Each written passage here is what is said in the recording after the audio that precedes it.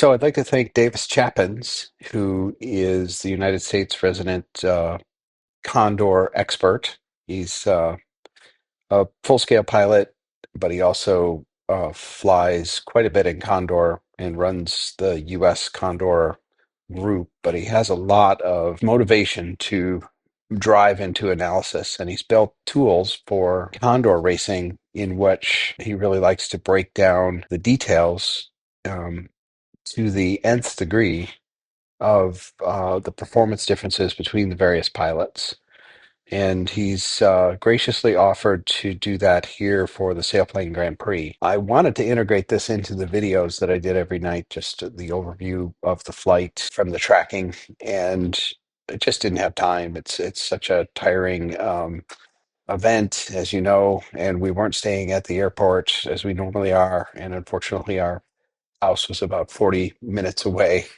So we had about an hour and 20 minutes of driving each day and uh, just didn't have the energy to do this. But I was looking at it in the background and working with Davis, and he was kind enough to, really for the purposes of making this video, to put this into just a single spreadsheet and break down all the elements. But he has a website in which it automatically pulls all the IGC traces from the race every Tuesday and Thursday in the United States and shows everybody their performance, relative performance to the other gliders.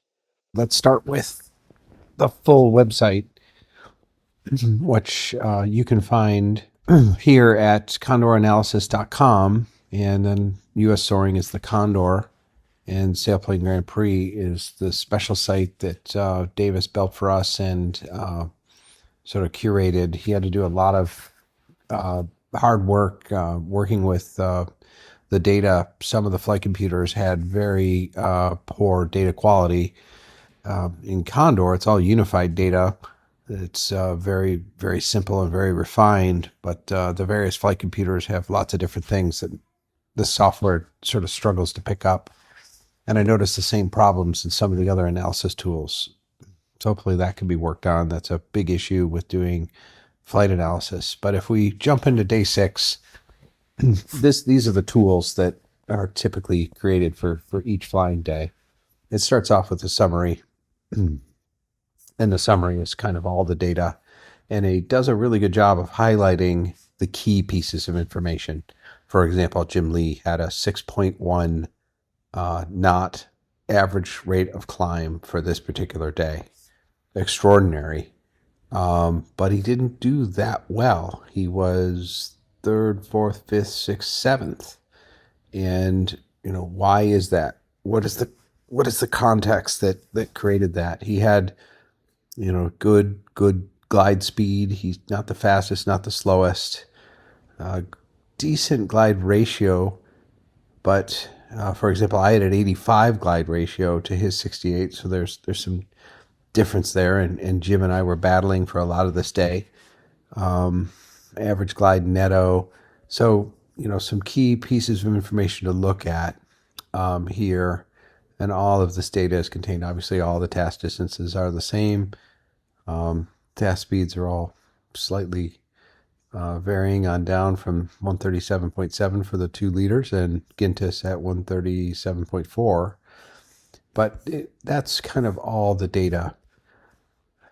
But if you look at that, you think, well, Robin won, but he didn't have much in the green. In fact, he even had a kind of a orangey red tinge to his climb rate. Well, why did he win?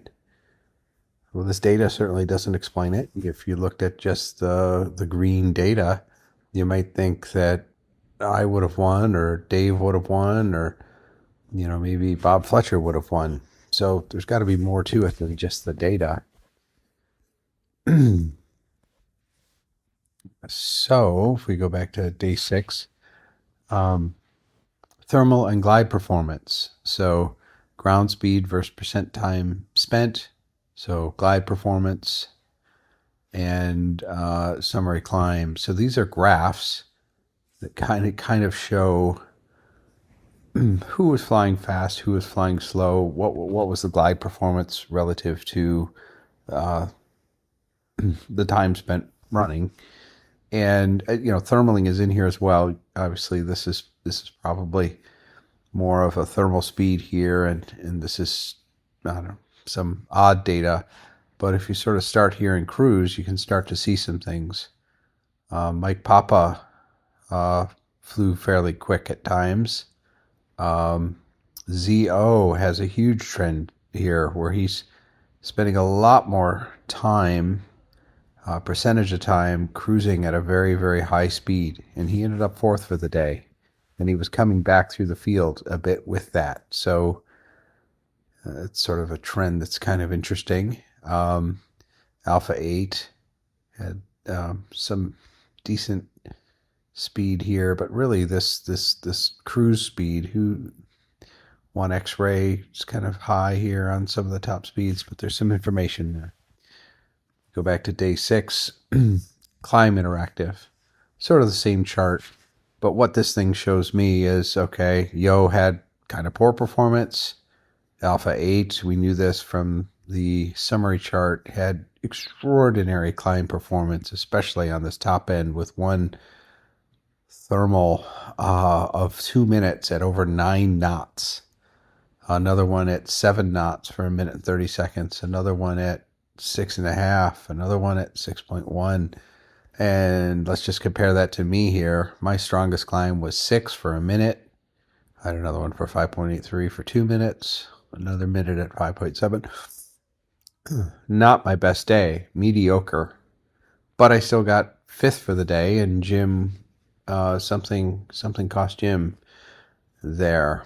So that's an interesting way of compiling the data. And then we can go into the slim summary, which just trims out some of the less interesting data. And if you look at this, you look at Eric Nelson, a lot of green tinge in here, less deviation flown than most. He flew very straight. I'm looking for the gaps here. Where's the gap for the timing? Maybe that's not in here in this particular one. Task time. Gap. Here we go. So Eric was, just slightly behind. But that's good data. And you look at Robin, he wins the day, but he doesn't really have any data that's in the green. Only a 5-knot climb average. Average speed, average LD. How'd he win? So the data still hasn't really shown us this. And this is a Sailplane Grand Prix task, which, you'd think maybe is somewhat easier to understand with the data. So we have to go deeper. So that's the swim summary. Come on, let's go back. Let's go back. So there's the slim gap analysis here, which I think is fantastic. This converts data trends into actual task time earned or lost. And I think this is the best tool. If there's one thing that I took out of this, I want to see this. Obviously, you need to see the data to understand it. Once you go through this process a few times, you could probably just jump to this and be good. So obviously, Robin Clark won the day.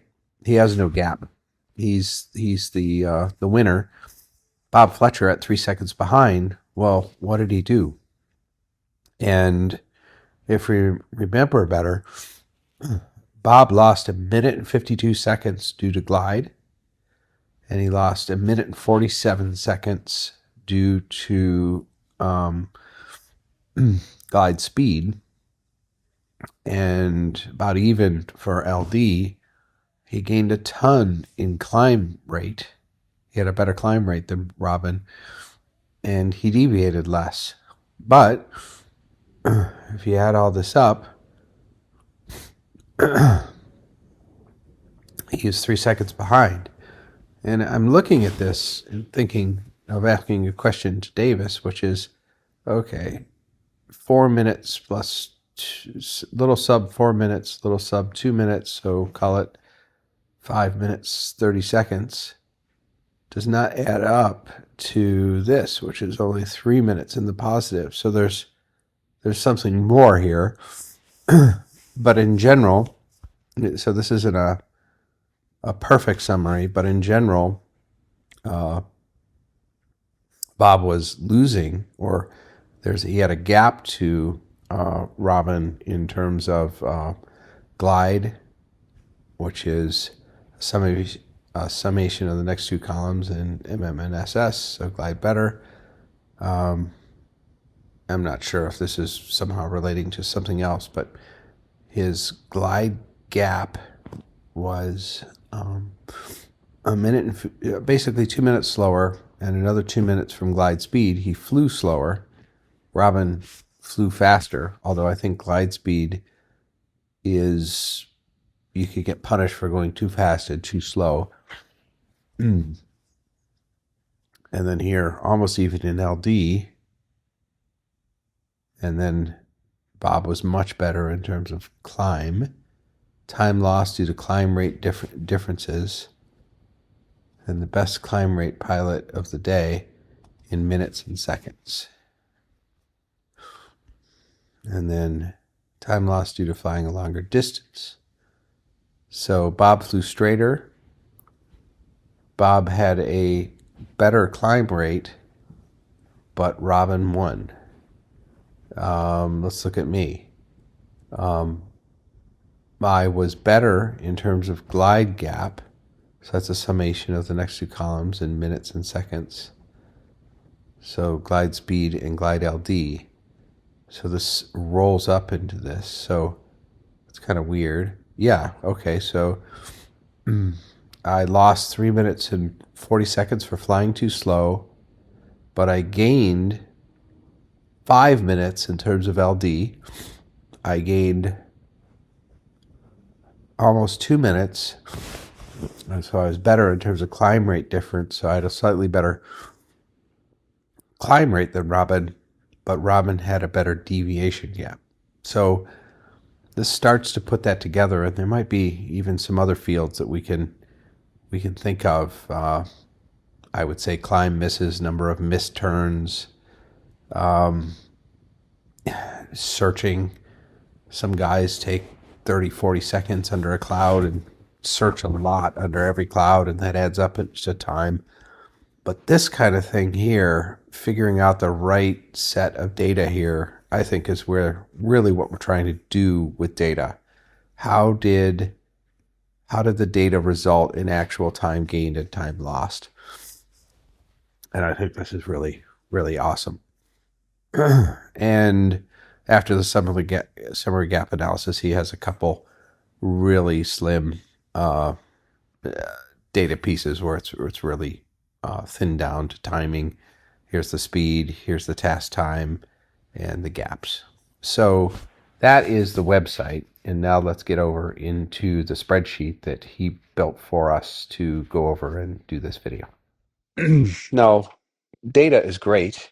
And, you look at Fernando, and, we have a number of guys who are sort of coaches or natural coaches and work a lot with data.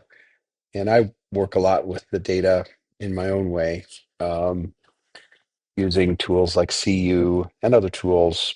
But one thing about just raw data, it certainly tells the story. Let's say somebody has a better climb rate. Well, that may mean that they found the mega climb for the day. Yeah, somebody has a better glide ratio or better netto. They found an energy line that somebody else didn't, and often they do very well for that day. But really, it's a trend over a number of days that matters. And there's things that are read in between the lines. Someone may have a better climb rate. Well, that might be their glider is performing better, but it also might mean they're better at identifying lift. They're better at reading the clouds or feeling the air in blue to find the core and spend more time in the core. And that's a skill that will come off as a better climb rate. But if you look at it over a bunch of days and a bunch of different conditions, you start to see some real trends. And the real strong piece of this is the summaries and the all days. And I think the spreadsheet is something that we can make available certainly to all the US SGP pilots a couple weeks ago down in Orlando, Florida. But really, this is something that I would love to see more in regular contests. Well, there's a problem with that. Sailplane Grand Prix, all the gliders are starting at the same time and flying the exact same course and uh, flying at the exact same time.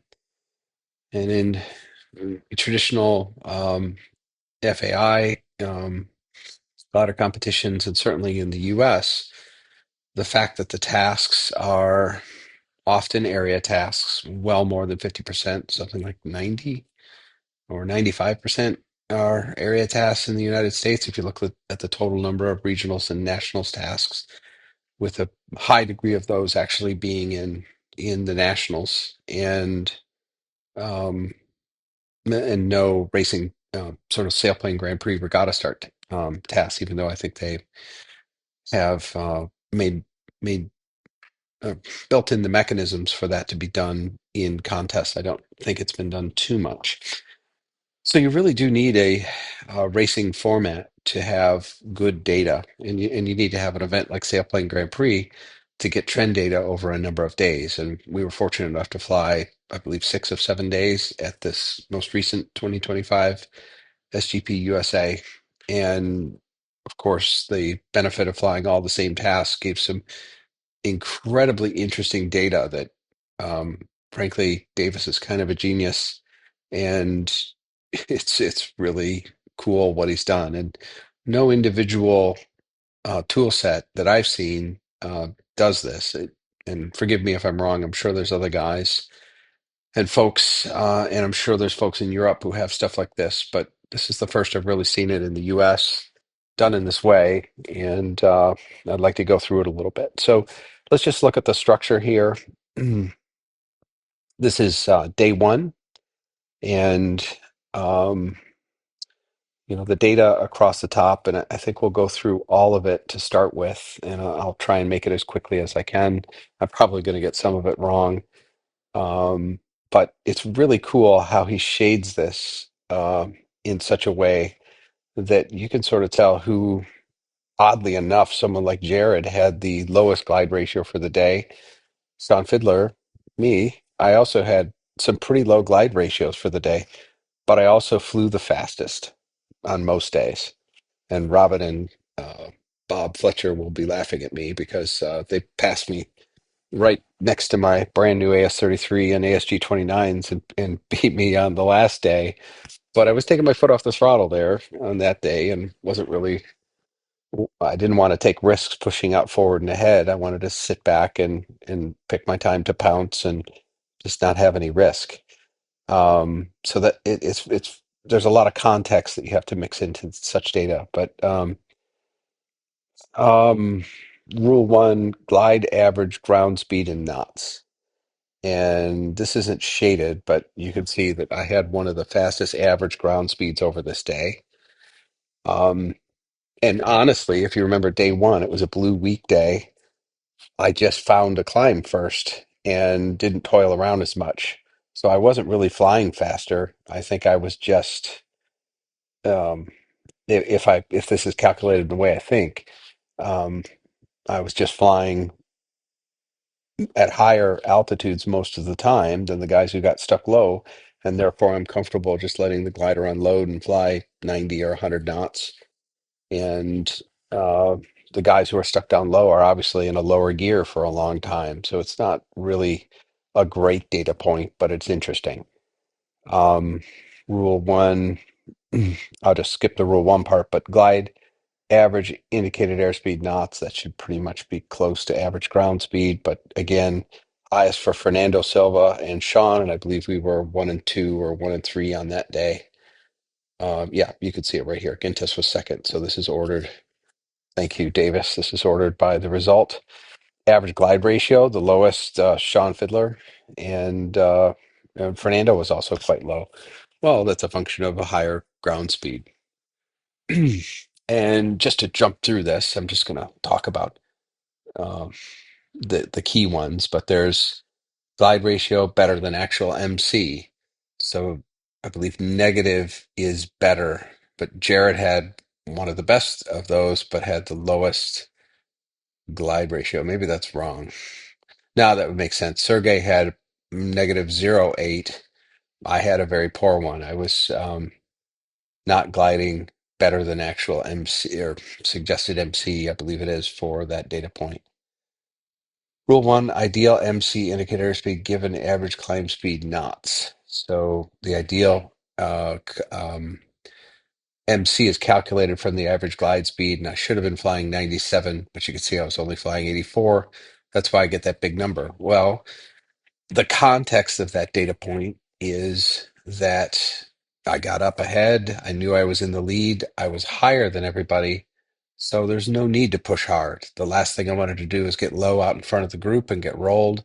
So I flew slowly and actually didn't want to get too far ahead, but and just wanted to stay above the group that could possibly threaten me because time distance ahead doesn't matter. I could win by 1 foot or 100 miles, but there's actually less risk in winning by just a couple miles, but being much higher where there's no chance of anybody getting through. Um, and I thought that was quite interesting. Glide ratio average distance or glide average distance. Again, I got up higher, so I had one of the longer glides just because it's more comfortable. I have more altitude to shop for thermals. Average glide netto knots. Yeah, everybody's pretty average there. I'm not sure what the scale is. And I'm just going to skip through. You can read them for yourself. Average climb rate knots. I did have one of the higher average climbs for this day. Fernando and Eric were also in the green above 3 knots. I just found the first good solid climb, got up high to the 4,000 feet level. It was a very low weekday and didn't get stuck. So I won the day. It makes sense. I have one of the average climb rates, but really that was a function of finding the best thermal first or a good thermal first, and just whether it was 5 minutes or 15 or 20 minutes it took for some of the other guys to get up and find a good climb. That was the difference. So data, I guess what I'm saying is data isn't absolute. It's 80% context, but the data tells the story. But you have to close the two loops together to really understand what's happening and why. Total glide more percent. That seems like kind of in conflict with this one, but you can see we had a very good number in that and all kinds of other pieces of data here. So that's a day data. And if you go to the website, all of this is broken down in graphs and all kinds of detail that is really fascinating to look at. But the sad part is this kind of data and the contextual story behind the data is not really valuable unless you're doing a Grand Prix, because often the story is told, it's not the relative performance of how well the pilots fly the gliders through the given set of air, the course, so to speak. When they're all given that initial sight picture when they leave the starting line, everybody has the same options, and for some reason, a trend develops. So, kicking it into all days, that all days is all of the data rolled into one super slide, and day one I won, day two I won, and day three I won, but just by a little.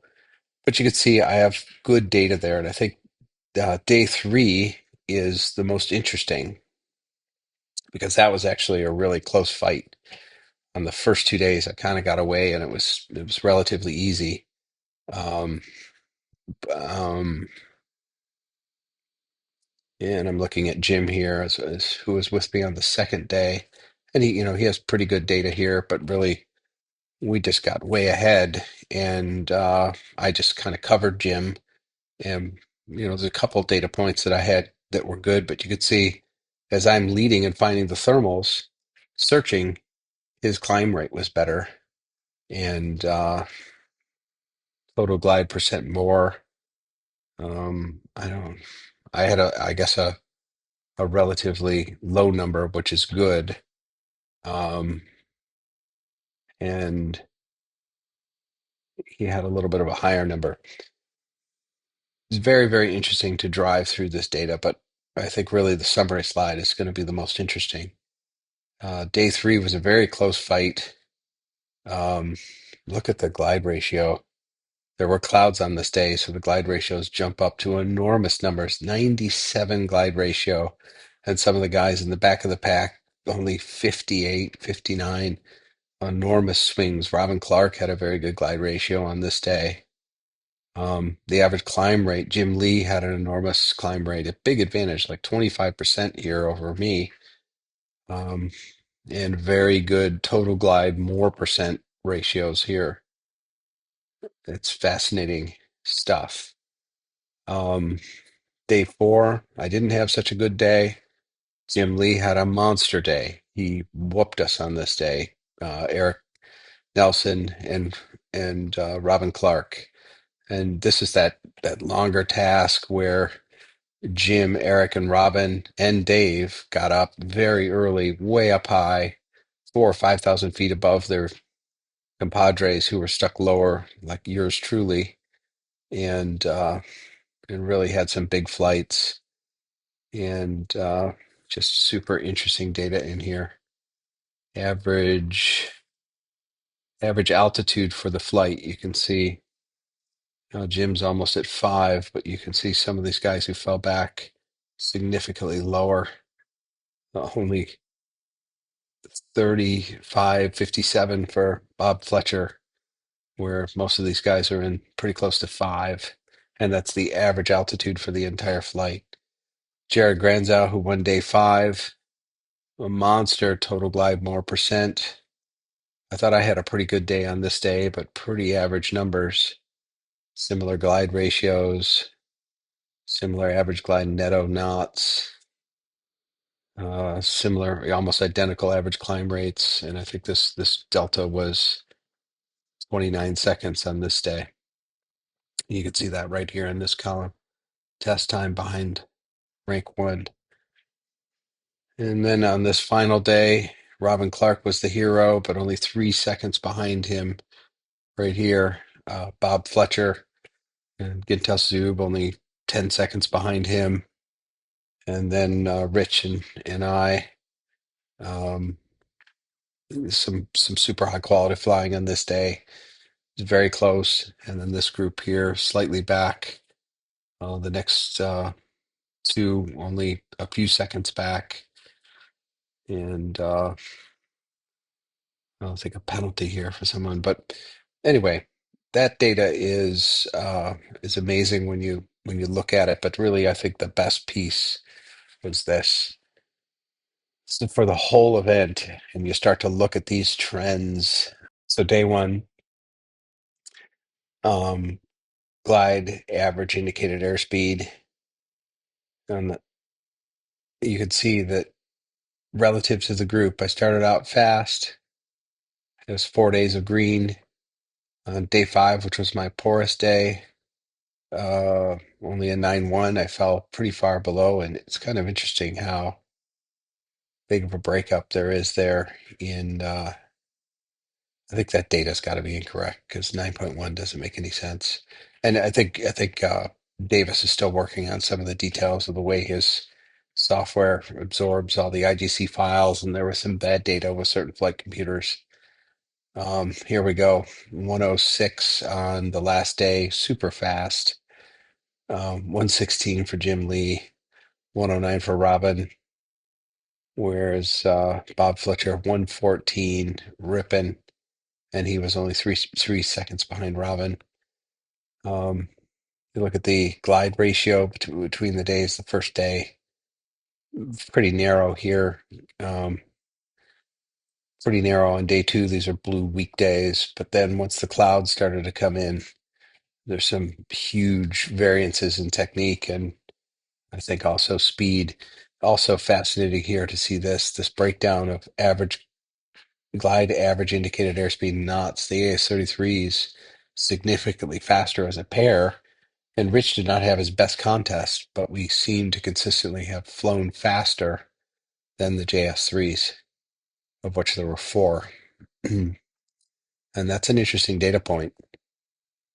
Um, Rule one, glide ratio, the AS-33, the almost the lowest, the JS3 the lowest, but the V3s and the ASG29s flew considerably slower, but also had an average glide ratio that was superior, which makes sense. So again, the context is interesting. Glide ratio, or glide average distance in nautical miles, pretty flat there. The V3 is a little better.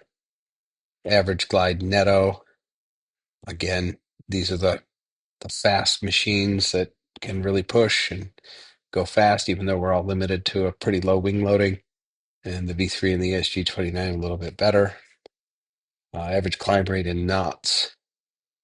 V3 the best. The second best is the AS-33 on average, and JS3 followed by the ASG29. Very interesting data point. And the total glide more percent. The JS3, let's see, total glide more percent. The JS3 is superior with the lowest number.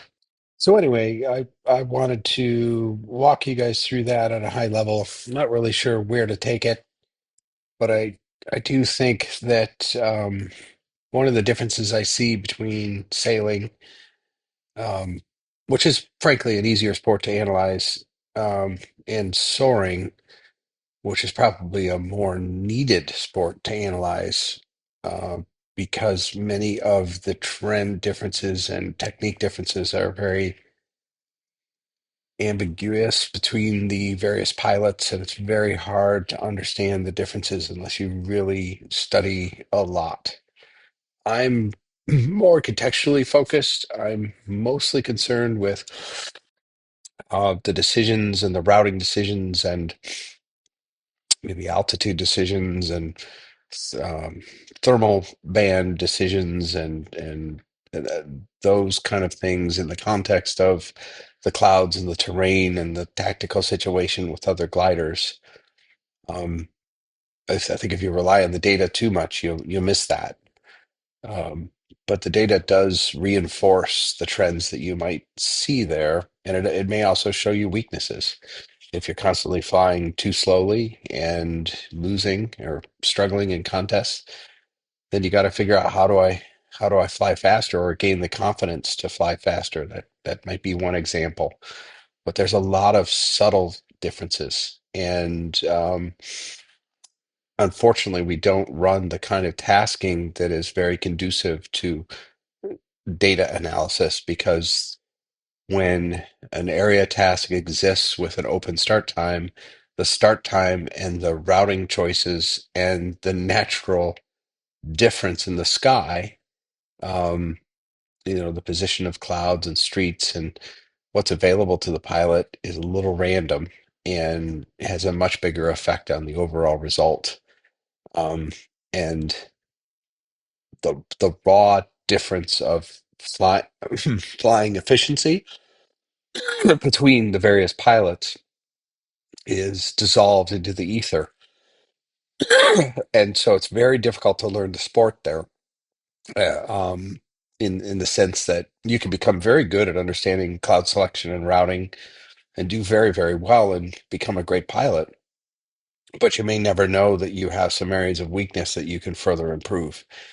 And I think that's what Sailplane Grand Prix does in couple, excuse me, being coupled with this data. So I'd really like to thank Davis Chappins for working with us on this. Andy Blackburn helped arrange it, and I think it's something that we want to continue to do.